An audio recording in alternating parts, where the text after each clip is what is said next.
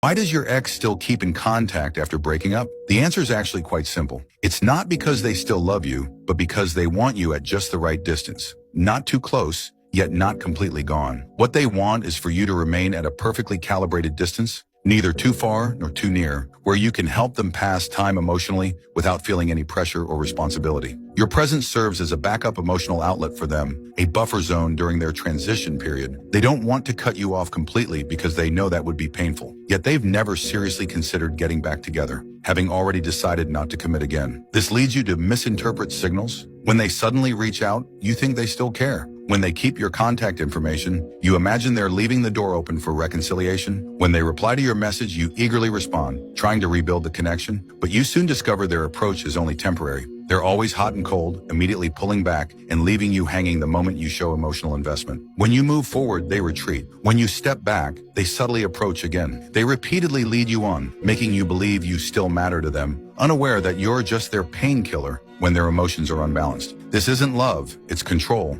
They haven't truly let go of you. They're just not ready to be alone. The more you respond, the more emboldened they become. The more you care, the more power they hold. More cruelly, while stringing you along, they're already making space for their next relationship. While maintaining contact with you, they're quietly meeting new people, gradually adjusting their emotions, waiting until they're ready to completely leave you behind. In their script, you're merely a transitional character. You need to understand that you're not someone they truly want to keep. You're just an emotional crutch they're not yet ready to discard. When they don't contact you, they're paving the way for freedom. When they do reach out, it's only to soothe their inner emptiness. While you're emotionally turbulent, they only occasionally think of you. You can't let go because you still love them. They won't completely cut ties because they haven't found their next replacement. Stop being led by their behavior. Their coldness isn't testing you, it's dismissiveness. Their contact isn't rekindling, it's stalling. They don't want you back, they just don't want you completely gone. What you need isn't to wait for them to return, but to turn away with clarity. You think they're still hesitating, but they're actually waiting for someone more suitable. Meanwhile, you're being drained,